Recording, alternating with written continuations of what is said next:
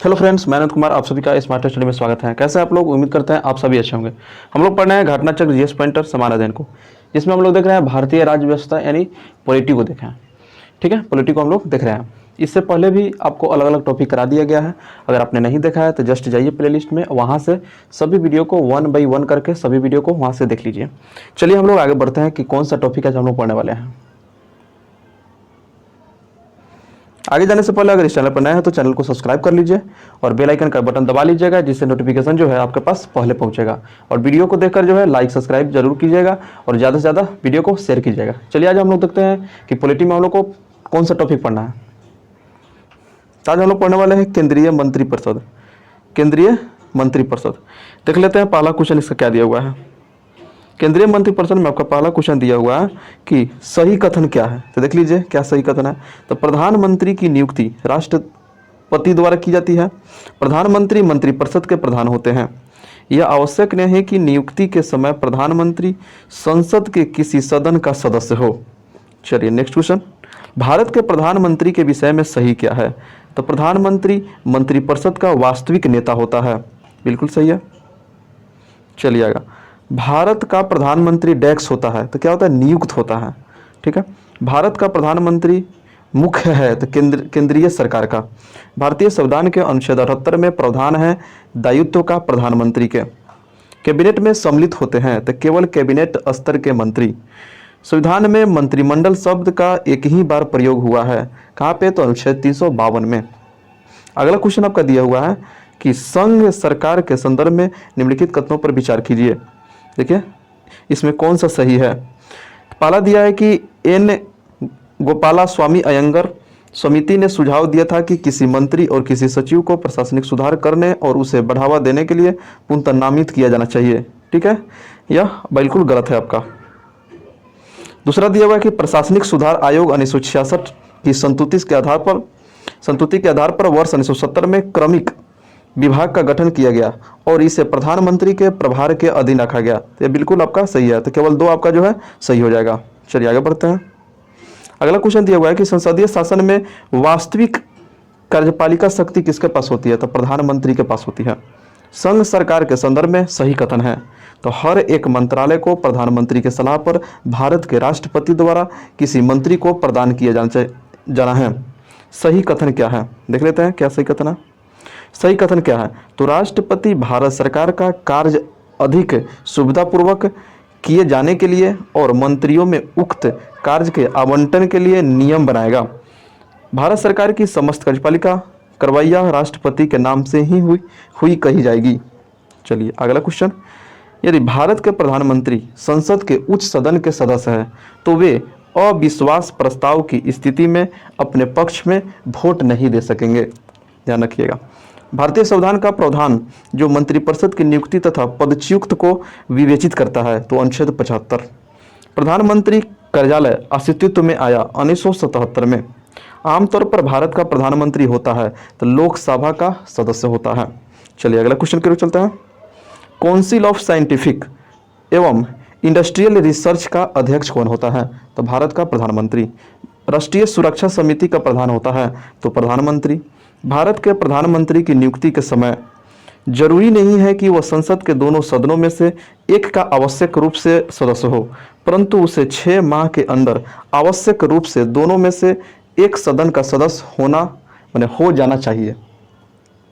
भारत का प्रधानमंत्री बनने के लिए न्यूनतम आयु होनी चाहिए, तब का 25 वर्ष हो जानी चाहिए। उप प्रधानमंत्री पद का सृजन जो है संविधान के प्रावधानों से हटकर हुआ। प्रधानमंत्री को राष्ट्रपति के द्वारा नियुक्त किया जाता है। ठीक है, भारत का प्रधानमंत्री अपने मंत्रिमंडल में मंत्री के रूप में काम करने के लिए व्यक्तियों का चयन करने में पूर्णतः स्वविवेक का प्रयोग करता है। जो व्यक्ति संसद का सदस्य नहीं है केंद्रीय मंत्री रह सकता है। कितने दिनों तक? तो 6 माह तक। भारत के संसद के संबंध में सही कथन है। तो संविधान में एक संसदीय प्रणाली की सरकार का प्रावधान है। संसद का सर्वप्रमुख कार्य है कि मंत्रिमंडल का प्रावधान करना।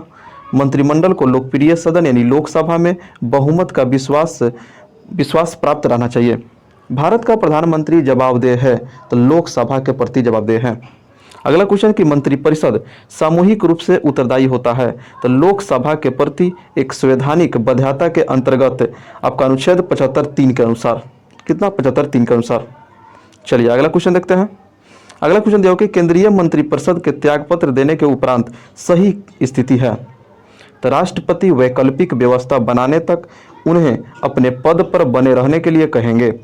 वैकल्पिक व्यवस्था से अभिप्राय है कि यथासंभव शीघ्र नई सरकार के गठन हेतु आम चुनाव कराया जाए। अपदस्थ मंत्रिपरिषद नई सरकार बनाने तक अपने पदभार का निर्वाह करेगी। अगला क्वेश्चन फिर सही कथन क्या है, तो सही कथन देख लेते हैं। कौन क्या दिया गया है कि संघीय मंत्री भारत के राष्ट्रपति के प्रसाद पर्यंत पद धारण करेंगे। विधि निर्माण हेतु प्रस्ताव के बारे में प्रधानमंत्री राष्ट्रपति को सूचित करेगा, जो है बिल्कुल सही कथन दिया गया है। भारत के संविधान में तो स्पष्ट उल्लेख नहीं है, पर परिपाटी के रूप में पालन किया जाता है। तो प्रधानमंत्री यदि निम्न सदन में बहुमत खो दे तो उसे त्यागपत्र दे देना चाहिए। भारत में मंत्रिपरिषद रख सकती है क्या, तो विश्वास प्रस्ताव। बहुमत से अविश्वास प्रस्ताव पास होने पर मंत्रिपरिषद को त्यागपत्र देना पड़ेगा, तो लोकसभा के सदस्यों द्वारा। अगला क्वेश्चन दिया हुआ है कि अपना त्यागपत्र देने के बाद भारत में एक मंत्री को अपने त्यागपत्र के विषय में लोकसभा में व्यक्तिगत या वक्तव्य देने के लिए अनुमति की आवश्यकता होती है, तो स्पीकर की। लोकसभा में मंत्रिपरिषद के विरुद्ध अविश्वास का प्रस्ताव लाने हेतु न्यूनतम सदस्य संख्या होनी चाहिए, तो 50। कितना, 50।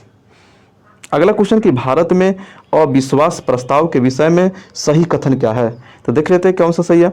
दोनों सही दिया हुआ है। पहला दिया हुआ है कि भारत के संविधान में किसी अविश्वास प्रस्ताव का कोई उल्लेख नहीं है। दो में दिया है कि अविश्वास प्रस्ताव केवल लोकसभा में ही पूरा स्थापित किया जा सकता है। दोनों बात सही है। अगला क्वेश्चन कि किसी राजनीतिक व्यवस्था में कार्यपालिका डैक्स के अधीन रहकर कार्य करती है, तो विधायिका के अधीन रहकर कार्य करती है। कौन, भारतीय राजनीतिक व्यवस्था। वह नेता जो नेहरू की कैबिनेट में पहले गृह मंत्री तथा बाद में रक्षा मंत्री बने, तो कैलाशनाथ काटजू। कौन है, कैलाशनाथ काटजू। चलिए अगला क्वेश्चन क्या चलता है। स्वतंत्र भारत के प्रथम वित्त मंत्री थे, तो स्वतंत्र भारत के प्रथम वित्त मंत्री आर.के. शनमुखम चेट्टी थे। इन्होंने स्वतंत्र भारत का पहला केंद्रीय बजट 26 नवंबर 1947 को प्रस्तुत किया था। 1948 में जॉन मथाई को वित्त मंत्री नियुक्त किया गया था। अगला क्वेश्चन कि भारत में स्वतंत्रता के पश्चात प्रथम मंत्रिमंडल के कानून मंत्री थे, तो बी.आर. अम्बेडकर। अगला क्वेश्चन भारत के संविधान में उल्लेखित नहीं है, तो बजट शब्द को जो है उल्लेखित नहीं है। भारत के 12वें प्रधानमंत्री थे, तो देवगौड़ा। प्रधानमंत्री एवं उनके कार्यकालों का सही सुमेलित क्रम इस प्रकार है, देख लेते हैं इनका कार्यकाल। पहला दिया हुआ है कि विश्वनाथ प्रताप सिंह, इनका कार्यकाल जो है 2 दिसंबर 1989 से 10 दिसंबर 1990 तक। ठीक है। अगला क्वेश्चन चंद्रशेखर जी का कार्यकाल की बात करें तो 10 नवंबर 1990 से 21 जून 1991 तक। एच.डी. देवगौड़ा 1 जून 1996 से 21 अप्रैल 1997 तक। इंद्र कुमार गुजराल 21 अप्रैल 1997 से 19 मार्च 1998 तक। अटल बिहारी वाजपेयी 19 मार्च 1998 से 22 मई 2004 तक।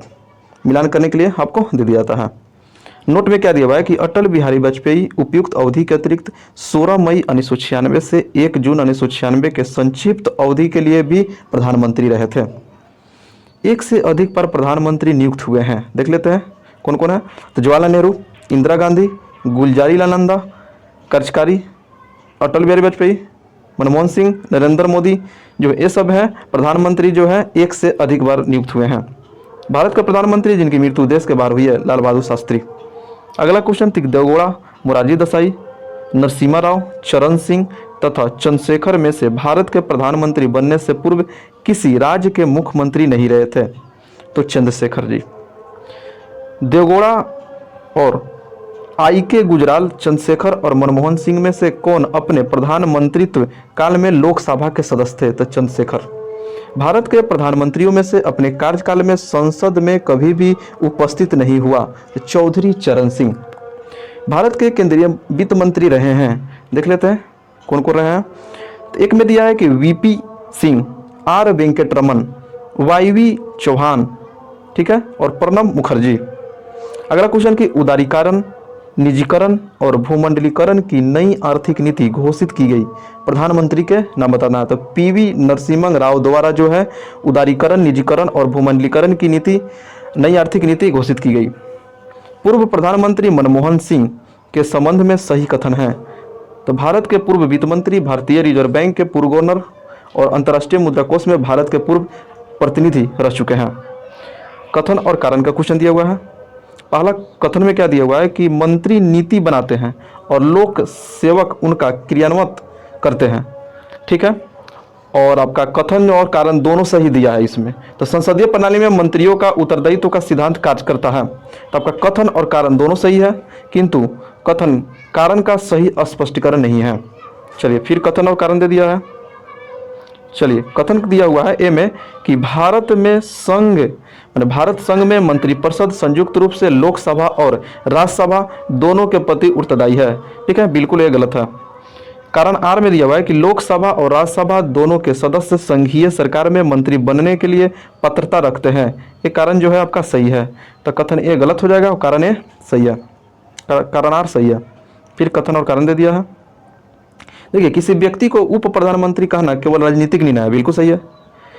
कारण आर दिया हुआ है कि वह उसे प्रधानमंत्री का कोई अधिकार प्रदान नहीं करता, बिल्कुल सही है। देखिए, ए और आर दोनों सही है, किंतु आर ए का सही व्याख्या नहीं कर रहा है। कैबिनेट समिति के सदस्य में सही कथन देख लेते हैं। देख लीजिए सही कथन क्या है। तो पहला में दिया है कि संविधान में कैबिनेट समितियों का उल्लेख नहीं है, बिल्कुल सही है। कैबिनेट समितियां प्रधानमंत्री द्वारा समय की जरूरत एवं परिस्थिति की आवश्यकता को ध्यान में रखते हुए गठित की जाती है, बिल्कुल सही है। तो दोनों बात सही है। केंद्र सरकार में उच्चतम नागरिक सेवा अधिकारी है, तो मंत्रिमंडल यानी कैबिनेट के सचिव। ठीक है, मंत्रिमंडल कैबिनेट सचिव। संविधान संशोधन में से एक बताता है कि मंत्रिमंडल में कुल मंत्रियों की संख्या प्रधानमंत्री को सुमेलित करते हुए लोकसभा के सदस्यों की कुल संख्या के 15% से अधिक नहीं होगी। 91वां कौन सा? 91वां संशोधन से केंद्रीय सरकार के संदर्भ में सही है। तो 15 अगस्त 1947 को केंद्र में मंत्रालयों की संख्या 18 थी। आधिकारिक दस्तावेज भारत से संबंधित है, तो श्वेत पत्र। चलिए नेक्स्ट क्वेश्चन की ओर। प्रत्येक राज्य की कार्यपालिका शक्ति का इस प्रकार प्रयोग किया जाएगा जिससे संघ की कार्यपालिका शक्ति के प्रयोग में कोई अड़चन न हो या उस पर कोई प्रतिकूल प्रभाव न पड़े। तो अनुच्छेद 257 में संघीय मंत्रिमंडल का पुनर्गठन आधारित था। तो गोपाल स्वामी आयंगर रिपोर्ट पर मंत्रिमंडल सचिव का कार्य है, देख लेते हैं कौन सा कार्य है। तो पहला कार्य दिया हुआ कि मंत्रिमंडल बैठकों के लिए कार्य सूची तैयार करना, मंत्रिमंडल समितियों के लिए सचिवालय सहायता प्रदान करना। ये दोनों जो है कार्य है मंत्रिमंडल सचिवालय का। चलिए सही सुमेलित है, आपका सुमेलित दिया हुआ है कि जवाहरलाल नेहरू कहाँ शांतिवन संबंधित है, लाल बहादुर शास्त्री विजय घाट, उसके बाद इंदिरा गांधी शक्ति स्थल, राजीव गांधी वीरभूमि, मैंने इनका समाधि स्थल जो है दिया हुआ है, मिलान करने के लिए आपको दे दिया जाता है। जय जवान जय किसान का नारा दिया तो लाल बहादुर शास्त्री। भारत स्वतंत्र भारत में प्रथम बार संसदीय सचिव का पद सृजित किया गया, कब? तो 1951 में। ठीक है, चलिए आज हम लोग का यह टॉपिक खत्म हो गया। वीडियो आप लोगों को कैसा लगा कमेंट के द्वारा बताइए, और अभी भी बोल रहा है कि अगर चैनल का सब्सक्राइब नहीं किया है तो चैनल को सब्सक्राइब कर लीजिए, और वीडियो को ज़्यादा से ज़्यादा जहां भी सोशल मीडिया पर जुड़े हुए हैं आप वहां तक आप वीडियो को पहुंचाइए, और लाइक कीजिए और शेयर जरूर कीजिए। फिर मिलेंगे नए टॉपिक के साथ, तब तक वीडियो देखने के लिए आप लोग को बहुत बहुत धन्यवाद।